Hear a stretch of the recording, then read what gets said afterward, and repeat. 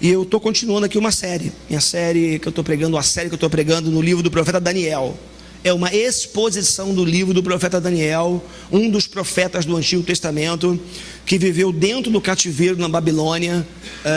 Vocês sabem, ou não sabem, alguns talvez, que o povo de Israel, no ano 586 a.C., foi levado cativo para a Babilônia, e lá ficou por 70 anos, como os profetas, ou alguns profetas chamados pré-exílicos, ou antes do exílio, já haviam advertido.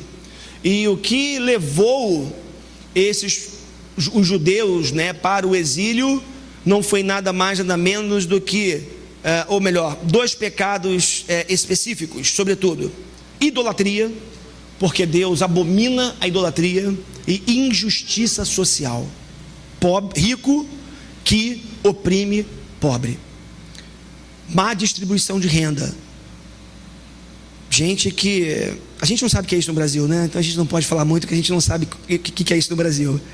Mas, claro que é ironia, gente, né? Estou brincando, né? Então, assim, dois pecados que levaram o povo de Israel para o exílio. E Daniel foi um profeta que esteve dentro do exílio. Nós vamos daqui a 2 domingos entrar no estilo literário chamado apocalíptica, quando Daniel vai começar, nas suas profecias, a apontar para os dias do fim. Por enquanto, nós estamos dentro ainda de contextos históricos, acontecimentos históricos com contornos práticos para a nossa vida hoje, que tem a ver lá com a vida do Daniel, tá bom? E eu quero convidar você então a abrir a sua Bíblia em Daniel capítulo 6. Uma história que a gente conhece, que a gente aprende desde pequeno, né? Assim, a história do Daniel lá na cova dos leões, não é verdade? A gente aprende desde pequenininho essa historinha. Não é história, é história com H. É real, aconteceu, é fato, ou foi fato.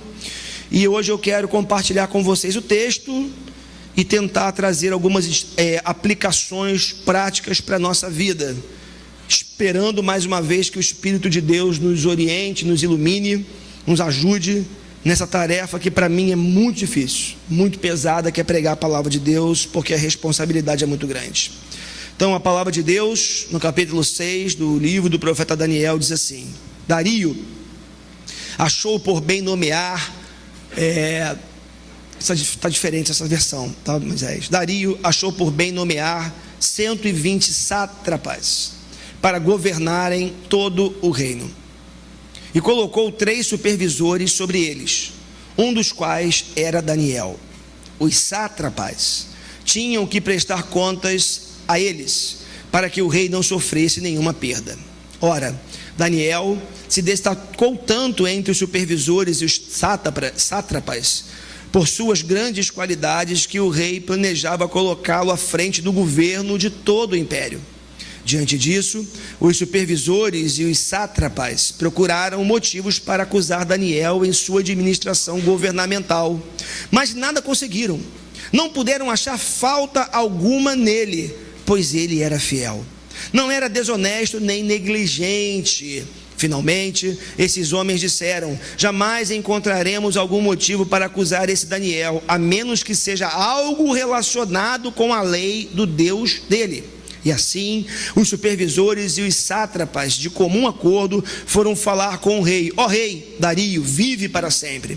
Todos os supervisores reais, os prefeitos, os sátrapas, os conselheiros e os governadores concordaram em que o rei deve emitir um decreto ordenando que todo aquele que orar a qualquer deus ou a qualquer homem nos próximos 30 dias, exceto a ti, ó rei, seja atirado na cova dos leões. Agora, ó rei, emite o decreto e assina-o para que não seja alterado conforme a lei dos medos e dos persas, que não pode ser revogada. E o rei Dario assinou o decreto. Presta atenção no verso 10. Quando Daniel soube que o decreto tinha sido publicado, foi para casa, para o seu quarto, no andar de cima, onde as janelas davam para Jerusalém. 3 vezes por dia ele se ajoelhava e orava, agradecendo ao seu Deus, como costumava fazer. Então aqueles homens foram ver e encontraram Daniel orando, pedindo ajuda a Deus. Assim foram falar com o rei acerca do decreto real. Tu não publicaste um decreto ordenando que nos próximos 30 dias, todo aquele que fizesse algum pedido a qualquer Deus ou a qualquer homem, exceto a ti, ó rei, seria lançado na cova dos leões? O rei respondeu: o decreto está em vigor, conforme a lei dos medos e dos persas, que não pode ser revogada. Então disseram ao rei: Daniel, um dos exilados de Judá, ele é israelita, judeu, veio exilado, estava ali dentro da Babilônia, aliás, não mais Babilônia, agora Império Medo-Persa, né? Não te dá ouvidos, ó rei, nem ao decreto que assinaste. Ele continua orando 3 vezes por dia.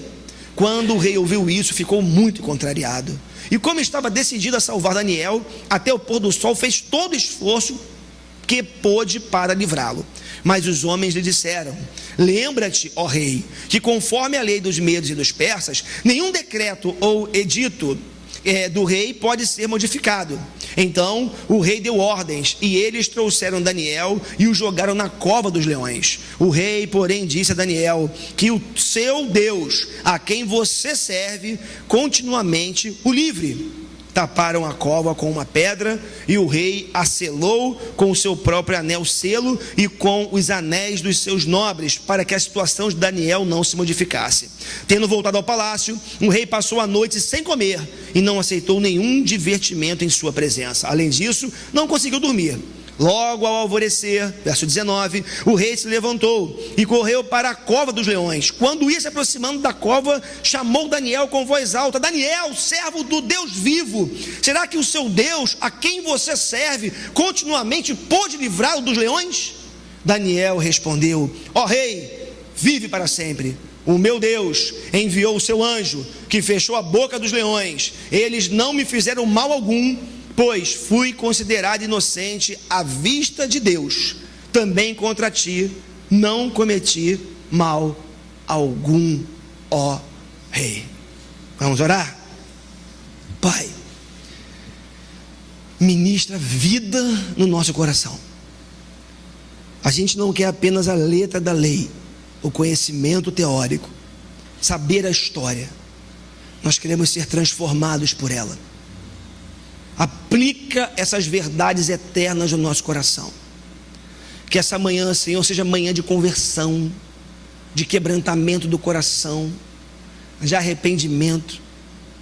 Manhã onde possamos ressignificar a vida, ressignificar, quem sabe, paradigmas, crenças, hábitos, condutas, e que nessa manhã o Senhor coloque nos nossos olhos a lente correta, para que possamos enxergar a Tua palavra, a vida, a nossa própria história de vida, a partir dos Teus olhos, a partir da Tua lente, a partir daquilo que o Senhor tem como real para as nossas vidas. Obrigado, Pai, pela Tua palavra, pela liberdade de expressão, de culto, de religião que temos no nosso país, e que o Teu Espírito haja poderosamente entre nós. É o nosso clamor, a nossa oração, mais uma vez em nome de Jesus. Amém. Amém. Louvado seja o nome do Senhor, nosso Deus, para todos sempre. Queridos, semana passada, nós vimos aqui o capítulo 5 desse livro do profeta Daniel, e nós vimos como que Belsazar sofreu, e eu fiz de propósitos e expressão, sofreu um impeachment da parte de Deus. Ele reinava, ele não era o rei de direito, mas era o rei de fato, e vimos que o seu pai gostava muito de ficar à toa, não gostava muito de trabalhar.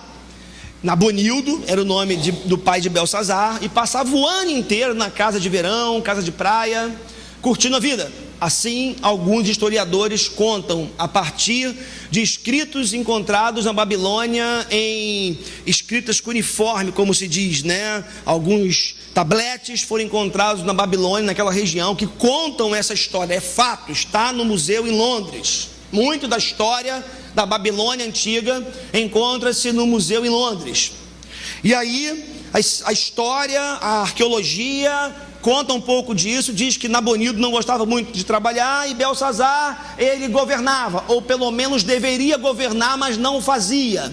gostava dos banquetes, gostava das orgias, como era comum naquele contexto. E aí aparece, vimos aqui, uma mão escrevendo, uma mão, entenderam, né?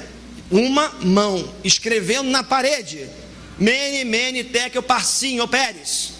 E eu explicava semana passada o que estava escrito, que ninguém conseguiu interpretar. Chamaram Daniel, que era um dos exilados, já vivia tantos anos na Babilônia, não mais um garoto como chegou ou chegara há anos e anos atrás, um adolescente, agora já um homem com mais de 80 anos de idade, um idoso. E ele interpreta o que estava escrito na parede: pesaste, fostes na balança, e fostes encontrado em falta, e agora o teu reino será dividido e entregue aos medos e os persas. Essa era a interpretação da escrita que apareceu misteriosamente por meio de uma mão, que era a mão do próprio Deus, dando uma sentença. Foi o impeachment de Belsazar. E aí, isso aconteceu por alguns motivos. Vimos tudo isso na semana passada. Porque ele profanou as coisas sagradas. Ele pegou os vasos, as taças do templo de Israel, que estavam guardadas, que foram levadas por Nabucodonosor, quando a Babilônia invade Jerusalém, invade o templo, a cidade, leva os utensílios sagrados para a Babilônia. O Belsazar, lá já calibrado no vinho, fala assim: vamos fazer uma coisa, vamos tirar uma onda agora com esse Deus de Israel, vamos beber vinho agora nessas taças que eles dizem que são sagradas. E ele profana aquilo que era usado no culto de Israel, ou que fora usado no passado no culto de Israel, o que para Deus naquele contexto era abominação. Esse foi um dos motivos. Segundo, ele desprezou o agir de Deus na história.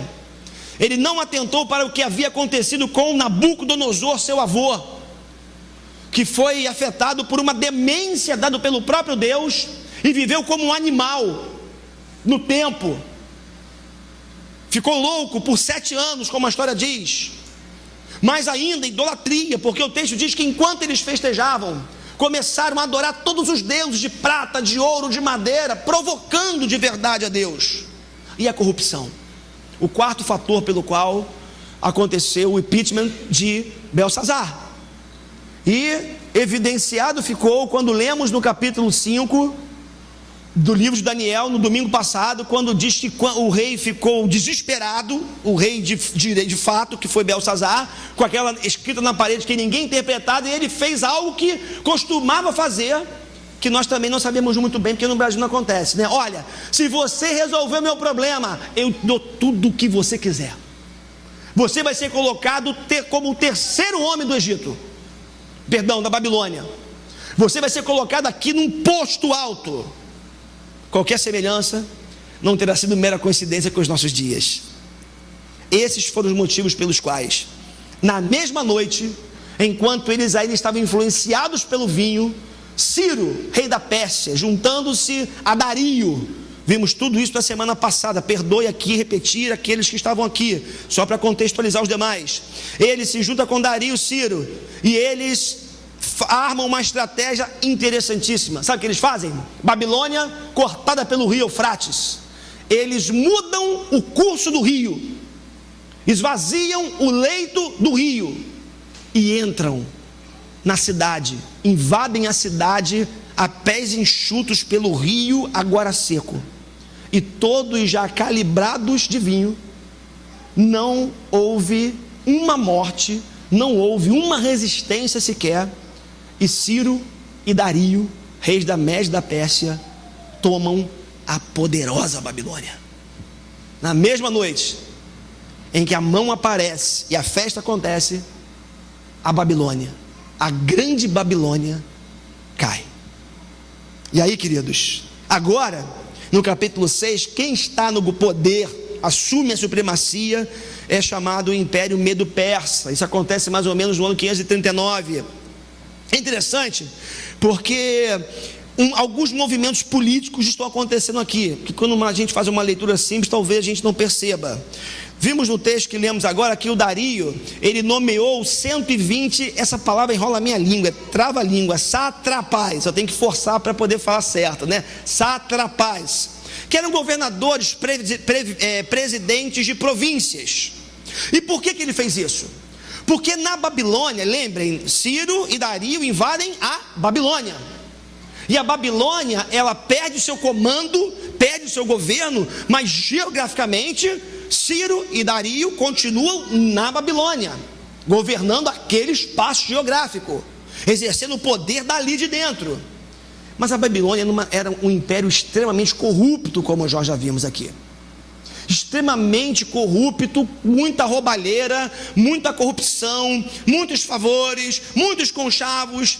E o que acontece é que o que Dario está fazendo junto com Ciro é pegar antigos administradores que já trabalhavam na Babilônia, vou tentar melhorar, antigos funcionários públicos da Babilônia, e eles aproveitam esses antigos funcionários da Babilônia, corruptos, corrompidos, agora dentro do Império Medo-Persa. Irmãos, eu não estou lendo o jornal de hoje, tá bom? É a Bíblia.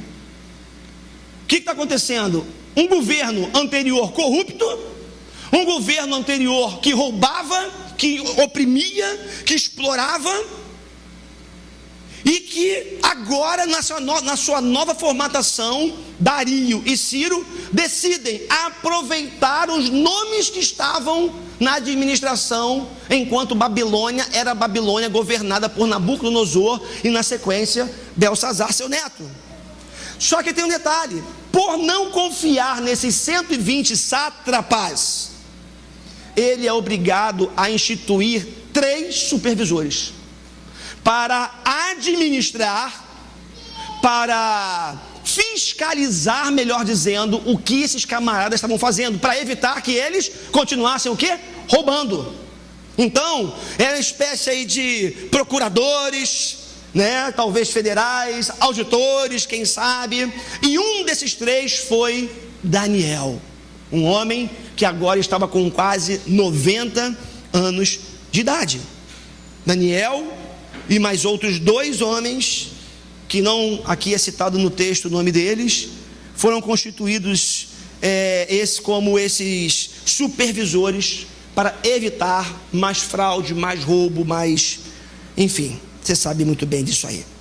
E é interessante porque o Ciro e o Dario, eles tinham uma maneira bem diferente de governar da que foi a maneira de Nabucodonosor e Belsazar.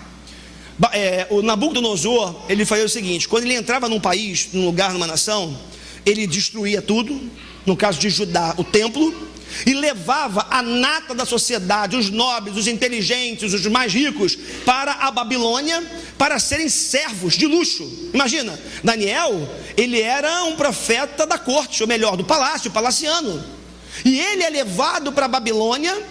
E a Babilônia investiu ainda mais na vida do Daniel, dos seus amigos, seus irmãos, seus compatriotas, para prepará-los ainda mais para serem servos de excelência na própria Babilônia, visando o quê? Tirar a cultura anterior, né? Que eles faziam com que eles rompessem com a sua cultura original, se adequassem à cultura da Babilônia, se encantassem com a mesa do rei e se tornassem fiéis à Babilônia, a Nabucodonosor, a Belsazar e aos reis que passaram ali. Mas Ciro e Dario pensavam diferente. Eles pensavam assim: a gente quer que essas pessoas nos sirvam, nós queremos que esses homens, mulheres, nos deem resultados e tragam para nós produtos de excelência. O que eles faziam? Eles mandavam de volta os exilados para suas terras, porque voltando para as suas terras, e felizes, mas debaixo do poder do império, eles produziam, eles criavam, eles construíam, eles faziam renda, e eles eram taxados naquilo que eles produziam pelo Império Medo-Persa. Esse é o contexto que a gente está. Daniel, já falei para vocês, um senhor de agora 90 anos, não mais um menino, que chegaram na Babilônia adolescente, e o reinado de Dario agora já era o 3º reinado pelo qual Daniel passava. Olha que coisa interessante: Nabucodonosor, o grande rei da Babilônia, passou. Nabonildo, o grande bom vivant, que deveria reinar, mas gostava de casa de praia e passar o tempo dele à toa, se foi. Belsazar, seu filho, o rei de fato, não de direito, que gostava das grandes orgias, das grandes festas, como vimos na semana passada, passou também. Mas o homem de Deus permaneceu. O homem de Deus permaneceu. Algumas lições preliminares muito importantes desse texto, e não me aterei tanto a elas, porque tem algumas outras de cunho mais prático que eu quero compartilhar com vocês. Irmãos, não precisamos participar de esquemas, nos corromper ou mesmo nos omitir para obtermos sucesso, seja qual for, inclusive profissional. Daniel simplesmente estudou muito, dependeu do Senhor e manteve-se íntegro. Quando você olha para a história de Daniel, você vê que o tempo todo ele era tentado com propostas indecentes, indecorosas, mas Daniel fez 3 coisas: estudou muito. Daniel, ele dependeu do Senhor, Deus, e Daniel manteve-se íntegro, decidindo não se corromper. Olha só no verso 3 do capítulo 6 do nosso texto de hoje. Ora, Daniel se destacou tanto entre os supervisores e os sátrapas por suas grandes qualidades, que o rei planejava tê-lo à frente do governo de todo o império. Reis passaram, governos passaram, a corrupção bateu a porta do Daniel, a tentação chegou para ele, as propostas vieram, mas Daniel chega aos 90 anos, aproximadamente, íntegro, sem se corromper, e sendo reconhecido pelo novo rei do novo império como alguém em quem se podia confiar.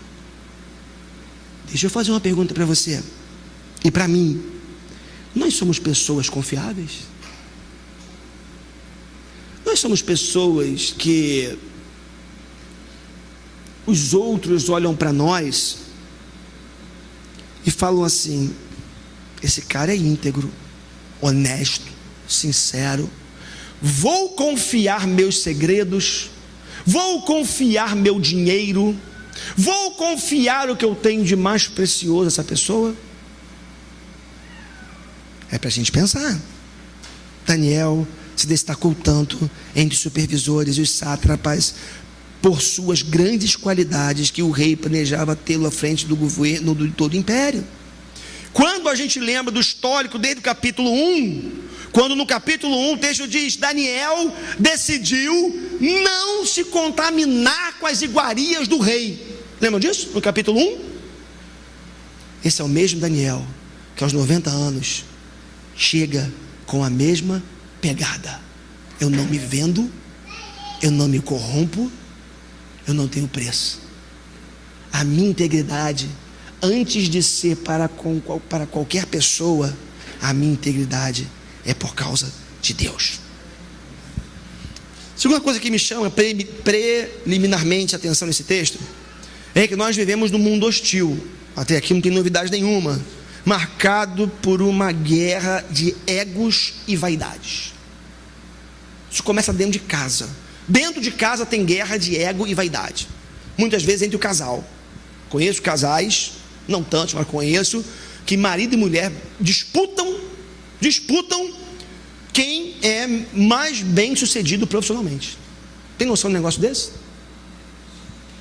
E tem que fazer mais curso do que o outro, crescer mais do que o outro. Estão disputando dentro de casa o tempo todo.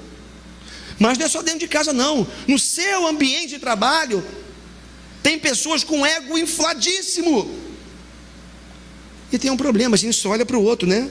Mas o nosso ego também muitas vezes é muito inflamado. E quando pessoas com egos inflamados, inchados, se encontram, o que acontece naturalmente é uma guerra de egos e vaidades.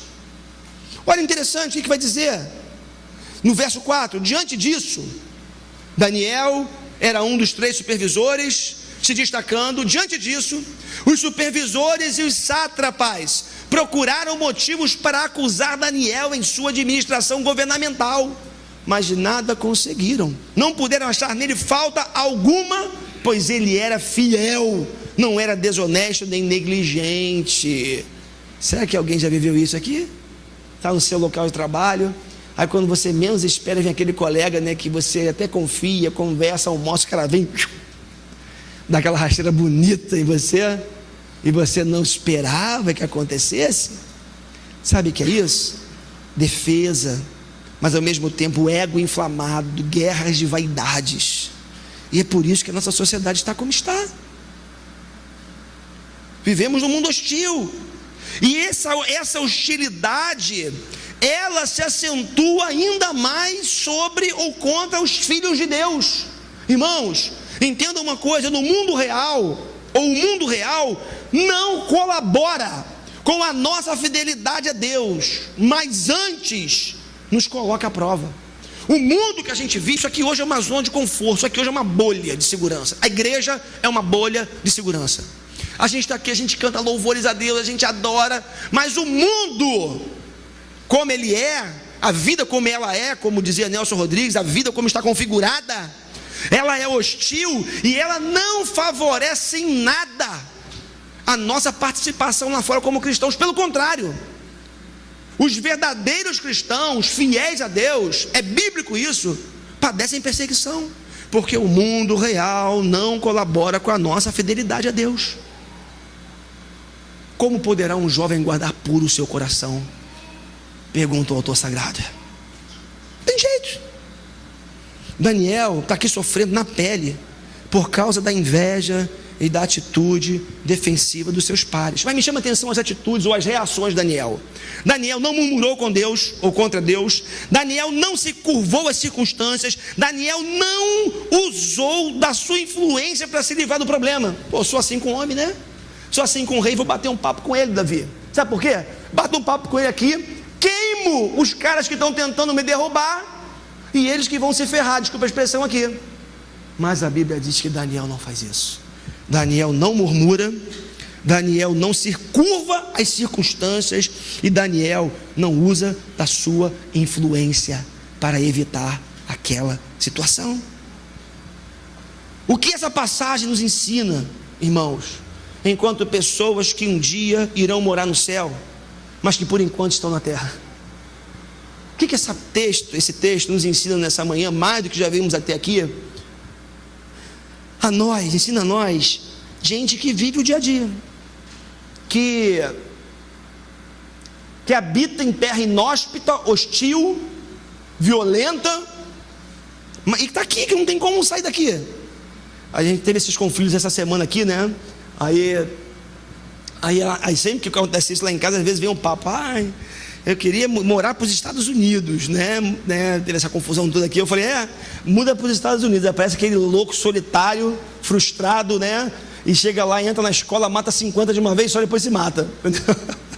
Ou então tem terrorismo, não adianta nada, porque esse é o mundo que a gente vive, não tem jeito. Agora, vamos lá, para avançar. O que essa passagem nos ensina? Enquanto moradores da terra, cidadãos do reino da terra, estamos aqui. Primeiro, muitas vezes Deus não nos livra do deserto, mas no deserto. Isso é muito importante a gente entender nessa manhã.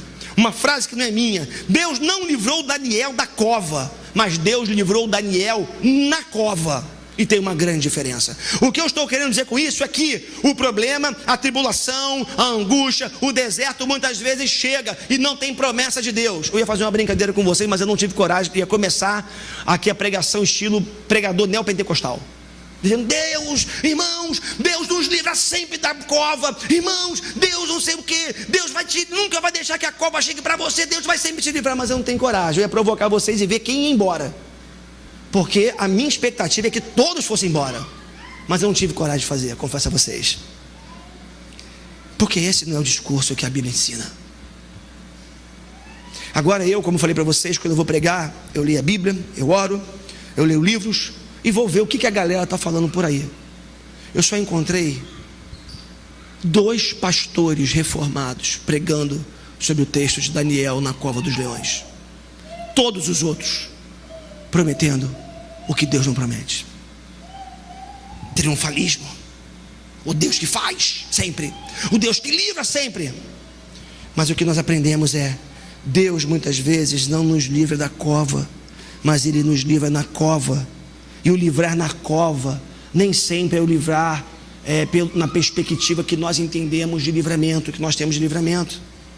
Olha só o verso 7: todos os supervisores reais, os prefeitos, os sátrapas, os conselheiros e os governadores concordaram em que o rei deve emitir um decreto ordenando que todo aquele que orar e a qualquer Deus ou a qualquer homem nos próximos 30 dias, exceto a ti, ó rei, seja tirado na cova dos leões. O que aconteceu aqui? Deus não livrou Daniel da cova. Daniel foi para a cova. Mas Deus, repito, essa frase já é uma frase antiga, não é minha. Deus livrou Daniel dentro da cova, da mesma forma que livrou José do Egito dentro da cova, da mesma forma que livrou Paulo e Silas dentro da prisão. Isso é muito importante a gente entender e ler a palavra como um todo. O Salmo 23, por exemplo, vai dizer: o Senhor é meu pastor e nada me faltará, nem a cova. Nem a cova. O Senhor é meu pastor e nada me faltará.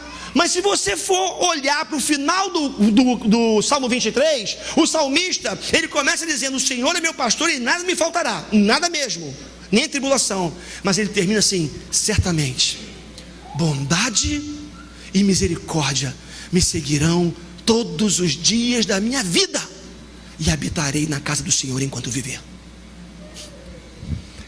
Deus não promete livrar você da cova, mas Deus promete fortalecer você dentro da cova se ela vier, e a bondade, a fidelidade, a misericórdia do Senhor sobre a tua vida, porque é isso que você precisa, ou disso que você precisa para se manter de pé e firme. Jesus estava no Getsêmani, angustiado, e ele, como homem na sua humanidade, diz: Pai, se possível for, afasta de mim esse cálice. A impressão que eu tenho é que ele dá uma parada, faz um silêncio, impressão minha. Mas ele continua: mas que seja feita a tua vontade. Irmãos, ninguém quer passar por cova, por dor, por sofrimento, por angústia. Eu não sou masoquista, eu não quero sofrer. Mas eu não posso me esquecer jamais e fechar os olhos para o fato de que muitas vezes Deus não livra. Crente morre de câncer, crente morre de bala perdida, crente perde emprego, crente vê o cônjuge indo embora sem entender porquê, servindo a Deus, de repente é surpreendido com um cônjuge, com outro, com outra, que vai embora. Jesus disse que no mundo nós teríamos aflições, mas que nós tivéssemos bom ânimo, porque ser fiel não ser preservado está para além da preservação física, da integridade física. Ser livrado na Bíblia tem mais a ver com a não perda da fé, da confiança em Deus, manter-se íntegro e firme até o final. Salmo 91: 1000 cairão ao teu lado e 10.000 à tua direita, mas tu não serás atingido.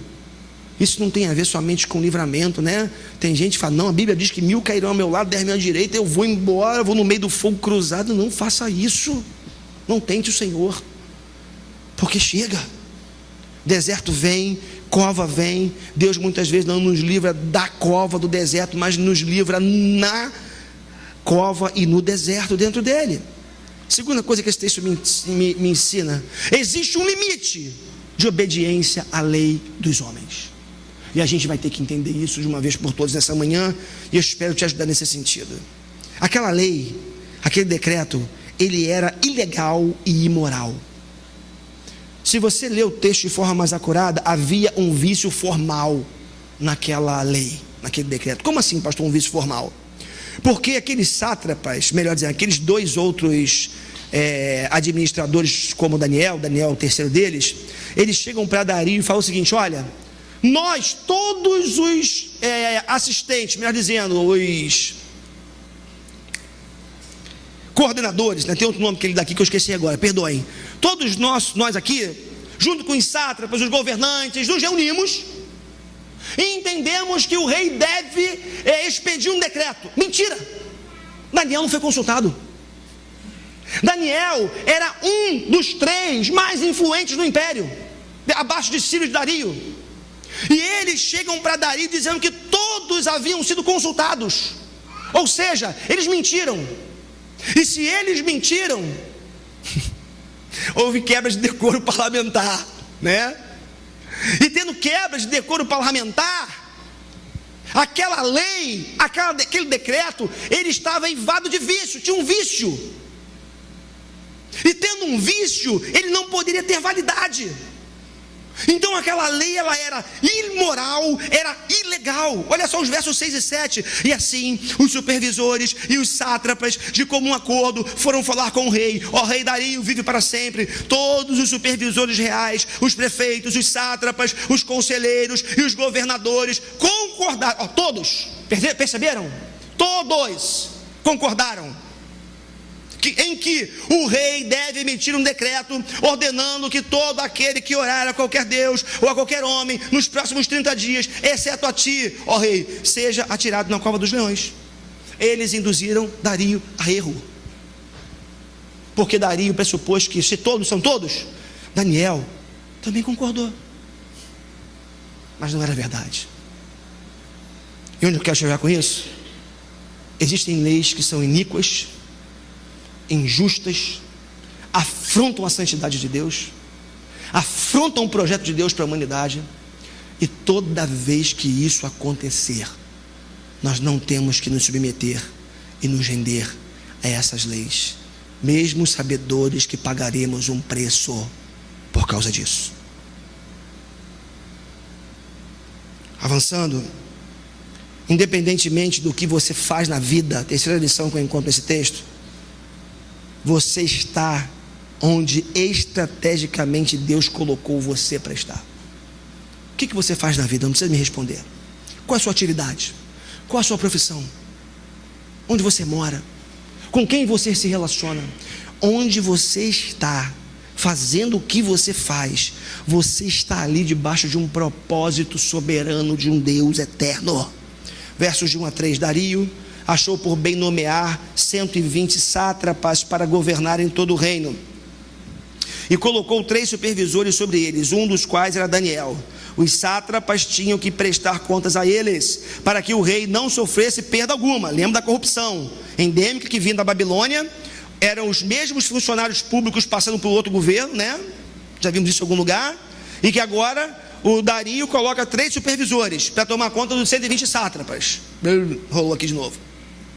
Ora, Daniel se destacou tanto entre os supervisores e os sátrapas por suas grandes qualidades, que o rei planejava colocá-lo à frente do governo de todo o império. Olha que coisa interessante. Daniel atravessou a história. Daniel não caiu na Babilônia de paraquedas. Deus o colocou ali porque Deus tinha um projeto para a vida do Daniel. Meu irmão, você está onde você está. Minha irmã, você faz o que você faz. Você estudou o que você estuda, ou o que você estudou. Você se formou no que você se formou, casou com quem você casou, tem os filhos que você tem, por conta de um projeto eterno de Deus, o Deus soberano que controla a história, e nada foge do seu controle. Isso deveria fazer com que você repensasse um pouco a forma como você tem lidado com o seu trabalho, por exemplo, com a murmuração que habita no teu coração quando você acorda de manhã: lá vou eu para aquele lugar de novo. Cara, mas tu não sonhou com isso um dia? Você não se alegrou quando a notícia veio que você estava contratado? Tudo bem. Está achando que Deus tem coisa melhor para você? Vai correr atrás, vai estudar, vai melhorar. Não é pecado nenhum, pelo contrário. Agora, entende uma coisa: Deus nos coloca estrategicamente em lugares, sabe para quê? Para que a gente viva uma vida de excelência, de zelo, representando Deus no mundo. Irmãos, nós somos vitrines de Deus no mundo. Quando eu digo mundo, as pessoas que não conhecem a Deus, a Cristo, olham para nós, elas têm que ver Deus. Mais uma pergunta para mim e para vocês: quando as pessoas olham para a gente, o que elas veem? Quem você é? Quem você reflete? Que reino você representa? Que rei você se orgulha, entre aspas, de carregar o nome. Que vitrine você é. Queria muito que essa palavra mexesse com você ao ponto de tirar a murmuração do teu coração, a queixa dos seus lábios, e que você começasse a se ver como alguém que foi colocado onde você está, para viver vida excelente, para a glória de Deus, para o bem daqueles que estão ao teu redor e para o teu próprio bem. Porque eu garanto que se você entender isso, a tua vida vai mudar. Que se você entender um pouquinho mais uma coisa chamada soberania de Deus, projeto de Deus, vontade de Deus, a tua vida vai mudar. A palavra de ordem aqui é excelência. Faça o que você faz com excelência. Não importa se é pro... Não, Sérgio Cabral já foi, se é pro Pezão, também já foi. É pro... Foi não, né? O cara tá vivo, pelo amor de Deus. Pro Dornelles. A Thelma não gosta muito quando eu entro nesse tema não, né, Thelma? Eu sei que você não gosta, mas não tem jeito, irmã. É para Deus que a gente faz. Não é para Temer, não é para Dilma, não é para Cunha, não é para paz, não é para o teu chefe, é para Deus. O apóstolo Paulo vai dizer: faça o que você vier fazer, seja qual for a tua atividade, faz para a glória de Deus. Você vai tirar um peso tão grande de cima dos teus ombros. Você vai acordar de manhã diferente para sair para trabalhar. Avançando. Um cristão verdadeiro, quarta coisa, segura aí, são só 15, estou brincando, tá? Um cristão verdadeiro tem que ter vida ilibada. Tá bom, vou traduzir: santa, correta, honesta. Diante disso, está na projeção, os supervisores e os sátrapas procuraram motivos para acusar Daniel em sua administração governamental. Olharam imposto de renda, viram se tinha escuta telefônica, grampo, vasculharam se tinha imóvel no nome dele, assim, nome que não tinha, né, do outro, mas nada conseguiram. Não puderam achar falta alguma nele. Ah, meus irmãos, que coisa linda. Pois ele era, não ouvi, ele era, está diferente ali? Ele era fiel, está lá, igualzinho. Não era desonesto, nem negligente. Irmãos, está cheio de crente desonesto. Está cheio de crente sonegando, está cheio de crente mentindo, está cheio de crente adulterando, está cheio de crente que canta louvor na igreja domingo, mas as mãos estão sujas de sangue.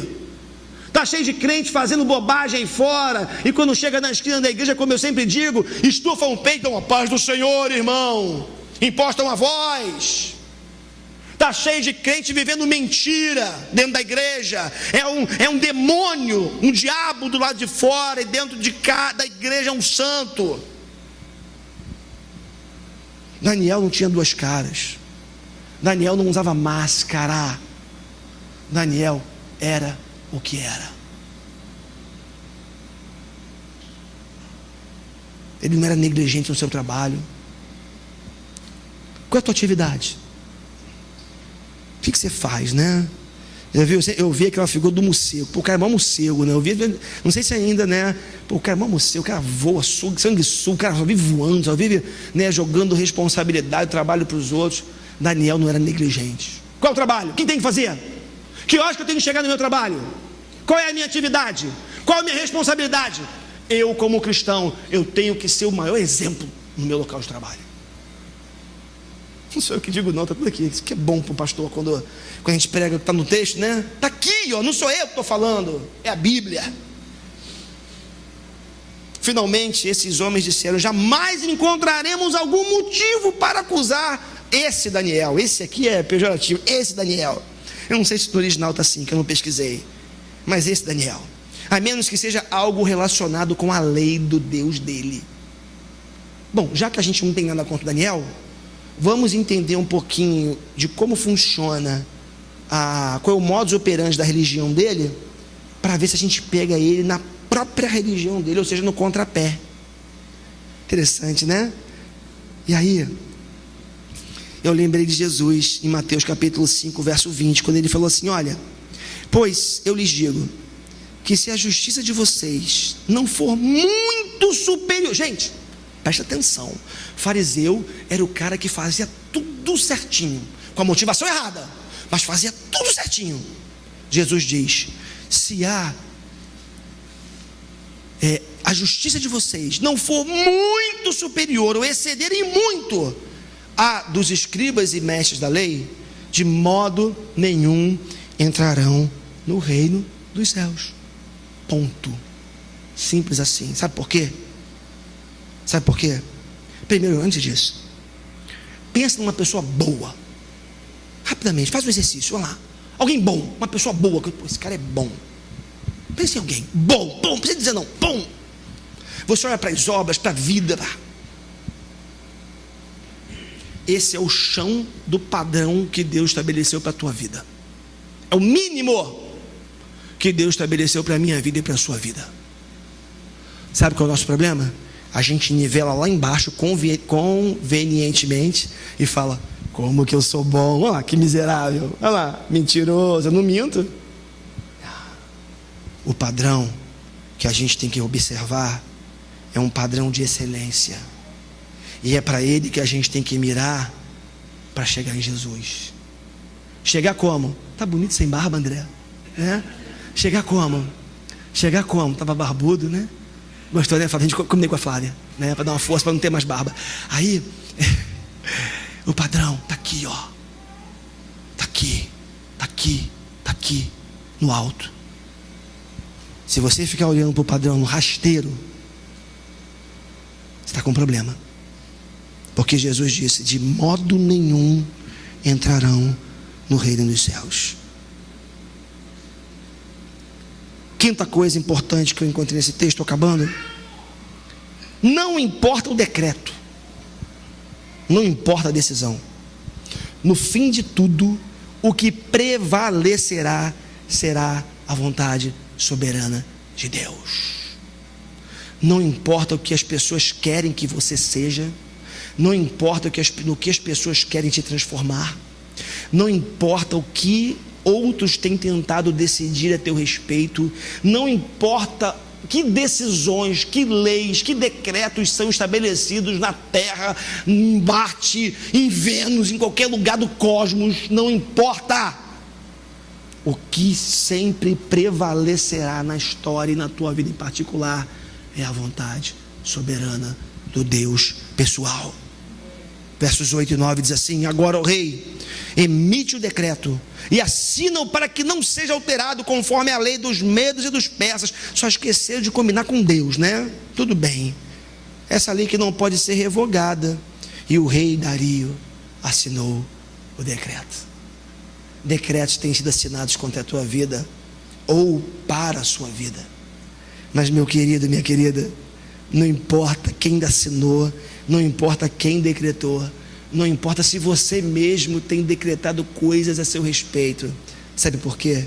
Porque a Bíblia diz que existe um Deus criador e Senhor do universo, que é soberano, que governa, que reina, e é a vontade dele que prevalece sempre, queiramos nós e gostemos nós ou não. Provérbios capítulo 16, verso 1 diz assim: ao homem pertencem os planos do coração, mas do Senhor vem a resposta da língua. Provérbio 19 ainda no 21 vai dizer: muitos são os planos do coração do homem, mas o que prevalece é o propósito do Senhor. Tem jeito, irmãos. Se Deus quiser, Ele transforma leão em um ser vegetariano, ainda transforma o leão, converte o coração do leão para ele fazer jejum, né? Aí ele não abre a boca para comer ninguém. Foi o que Deus fez. O leão fez jejum por Daniel, né? Daniel, meu amigo, vou fazer jejum por você, o negócio está feio para o teu lado. Se Deus quiser, Ele reverte. Se não for decreto dele, decreto de homem não vale, não tem jeito. Avançando, os verdadeiros filhos de Deus não são guiados pelas circunstâncias. Você não é fruto do acaso, mas o impessoal. Mais uma vez, a tua vida é consequência, é fruto direto da vontade de Deus. Quando Daniel soube que o decreto tinha sido publicado, eu acho isso lindo esse verso 10, para mim é o verso chave do capítulo 6. Quando Daniel soube que o decreto tinha sido publicado, foi para casa, para o seu quarto, no andar de cima, onde as janelas davam para Jerusalém. 3 vezes por dia ele se ajoelhava e orava, agradecendo ao seu Deus, como costumava fazer. Não foram, eu odeio fio, não foram as circunstâncias que fizeram Daniel orar, gente. Meu irmão, olha para mim aqui, olha para mim aqui. Não espera chegar o problema para orar, não. Não espera sofrer para buscar Deus, não. A Bíblia diz que Daniel, não diz que Daniel correu para o quarto dele para orar, porque o bicho pegou. Não. Como costumava fazer, 3 vezes ao dia. Nesses mesmos horários, sacrifícios eram oferecidos em Jerusalém, alguns autores vão dizer. E um dos sacrifícios era oferecido pelos exilados, em favor dos exilados. Por isso que Daniel abria janelas do quarto dele que davam para Jerusalém, para a direção de Jerusalém, e ali ele orava como fazia sempre. Irmãos, Daniel não era um homem guiado pelas circunstâncias, pelo mover, pelos dissabores da vida, pelos ventos batendo de um lado e para o outro, não. Daniel tinha constância. Daniel, ele simplesmente continuou fazendo o que fazia todo dia. Eu oro todo dia, não vai ser o problema que vai me fazer parar de orar. Se eu não oro todo dia, não vai ser o problema que vai me fazer orar. O que eu quero que você entenda o que importa na sua vida é essa capacidade de ser guiado por Deus, pela vontade de Deus, não pelas circunstâncias. Tem muita gente que é assim, vive a fé cristã assim, oscilando. Sabe por quê? Se a onda está legal, ele vai e sobe junto. Mas se baixa, ele baixa junto. Ele fica à mercê da economia, ele fica à mercê do tempo, ele fica à mercê do humor, ele fica à mercê do que está acontecendo em Brasília, fica à mercê do que está acontecendo no terrorismo no mundo, no Oriente Médio. O tempo todo ele está dependendo do que acontece do lado de fora. Não seja assim. Os verdadeiros filhos de Deus não são guiados pelas circunstâncias. 7ª e última coisa, prometo, depois tem a conclusão. Os verdadeiros filhos de Deus gozam de longevidade espiritual. E para mim isso aqui é o mais importante que eu quero falar com vocês essa manhã. A palavra no grego para vida espiritual é zoe, diferente de bios. Bios é vida biológica, zoe no grego é vida espiritual. Queridos, Daniel atravessou reinos. Daniel ocupou cargos importantes, andou com gente da pior espécie, mas não se deixou corromper. Isso me chama muita atenção. Penso eu que Daniel, embora não tenha por exatidão aqui o tempo em que os salmos, foram escritos, enfim, ali, mas o princípio prevalece. Para mim, Daniel, ele tinha o princípio do Salmo 1, bem-aventurado o homem que não anda segundo o conselho dos ímpios, que não se assenta na roda dos escarnecedores, nem se detém no caminho dos pecadores, antes tem o seu prazer na lei do Senhor, e na sua lei medita de dia e de noite. Será como árvore plantada junto a ribeiros de águas, que dá seu fruto no tempo certo. Que coisa maravilhosa. Salmo 1 prevalecendo na vida do Daniel, e só por isso ele teve longevidade espiritual. Ele atravessou reinos. Daniel era ficha limpa, não tinha grampo que o incriminasse, não tinha conta na Suíça, não vivia fazendo e recebendo favores a ninguém. Sabe por quê? Porque Daniel era alguém que amava a Deus, e era alguém que vivia segundo a sua relação com Deus. Basicamente isso. Concluo essa mensagem dizendo que essa longevidade não foi de graça. A salvação é fruto da graça de Deus. Mas grava uma coisa que eu vou dizer aqui para você agora: a graça de Deus não exclui o esforço, mas sim as obras. Presta atenção que eu vou repetir. A graça de Deus não exclui o esforço, mas exclui as obras, no sentido de ter que fazê-las para ser salvo. Graça não se contrapõe a esforço. No reino de Deus, são aqueles que se esforçam, Jesus vai dizer que entram, no sentido de viver a intensidade da fé cristã. Quando Daniel, verso 10 de novo, soube que o decreto tinha sido publicado, foi para casa, para o seu quarto, no andar de cima, onde as janelas davam para Jerusalém. 3 vezes por dia, se ajoelhava e orava, agradecendo ao seu Deus, como costumava fazer. 3 coisas aqui que começam com a letra P, que são importantes: postura, posto e palavras, na oração de Daniel. Postura, Daniel se ajoelhava. Daniel sabia quem era Deus, e Daniel sabia quem eram os reis. Ninguém ousava chegar diante de um rei de pé, porque morria. Para chegar diante de um rei tinha que chegar de joelho e falar com o rei de joelhos, senão ali mesmo era morto, era fulminado. Daniel se ajoelhava, porque Daniel reconhecia que o Deus dos céus e Criador dos céus e da terra é muito maior do que qualquer rei. Daniel temia Deus, ele não banalizava Deus. Então, postura. Segunda coisa, posto. Seu quarto, me chama a atenção, lembrei do quarto de guerra, né? Você precisa ter um posto de guerra. Você precisa estabelecer, claro que oração é em todo lugar, claro que a gente tem que orar o tempo todo, mas é claro que a disciplina do quarto é fundamental, porque Jesus mesmo ensinou isso. E é muito bom quando a gente tem um lugar. Esse é meu canto de oração. É simbólico, não tem uma mística, não tem mágica, nada disso. Mas é simbólico, que a gente manda uma mensagem para a gente mesmo: eu tenho que ter um horário e um lugar para eu parar. Porque se eu, por exemplo, eu me conheço, se eu não tiver 1 hora e um lugar, eu não paro. Postura, joelhos. Posto, o seu quarto com as janelas abertas, no sentido de Jerusalém. E suas palavras. Se você parar para analisar a oração do Daniel, no verso 3 vai dizer: 3 vezes por dia ele se ajoelhava e orava, agradecendo ao seu Deus. Você pode pedir o que você quiser a Deus, e Deus gosta que você peça, mas você não pode perder de vista a ação de graças. Daniel estava num sufoco tremendo, mas ele fez o que ele sempre fazia: ele agradeceu a Deus. Postura, posto, palavras. A palavra de ordem nessa conclusão é perseverança. Eu quero terminar com um exemplo de perseverança, de algo que você deve ter ficado sabendo, que para mim tem a ver com o que eu estou falando aqui. Espero que você entenda e que eu vou te dizer. Vocês sabem que essa semana foi inaugurado na Suíça o maior túnel ferroviário do mundo, certo? Ligando alguns cantões da Suíça. Esse túnel, ele tem 57,1 quilômetros, maior túnel ferroviário. Ele custou 11 milhões de euros, totalmente pagos pela Suíça. A construção do túnel demorou 17 anos, com trabalhadores presentes no local por turnos de 8 horas por dia, e os trabalhos a decorrerem 24 horas por dia, 7 dias da semana.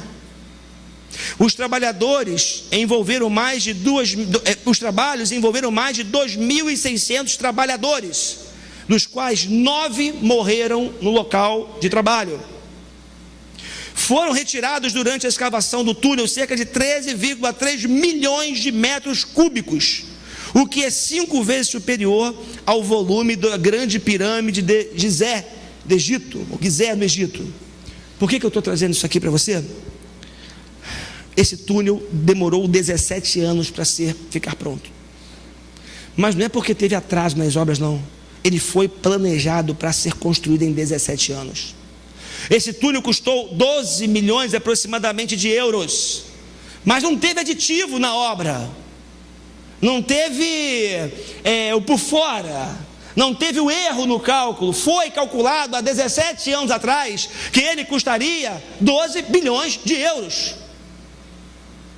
Esse túnel foi escavado a mais de 2 quilômetros de profundidade em rocha maciça, ligando 4 cantos diferentes daquela região. O que isso tem a ver com tudo que eu falei? É simples, simples, simples, simples. Planejamento, organização, método. saber onde eu quero chegar, para mim, são elementos fundamentais na caminhada cristã, na vida como um todo, mas na caminhada cristã. Daniel era um jovem de 14, 15 anos quando chegou no Egito, na Babilônia. Estava com quase 80. Eu não sei se Daniel planejou a sua carreira dentro da Babilônia, mas algumas coisas eu sei. Daniel não perdeu oportunidades. Acredito sim que Daniel planejou e sabia pela sua relação, intimidade com Deus, onde ele queria chegar. Um túnel de 52 quilômetros, rocha pura, é muito difícil de ser escavado, numa profundidade de 2.200 metros. 17 anos. Se sou eu, com 300 metros eu dava no pé, né? O negócio tá difícil pra caramba aqui, deixa eu ir embora. Eles foram até o fim. O que eu quero desafiar você nessa manhã? Tarde já. Temos jovens e temos pessoas de mais idade aqui. Primeiro, se você é jovem, estabeleça um alvo para a tua vida com Deus.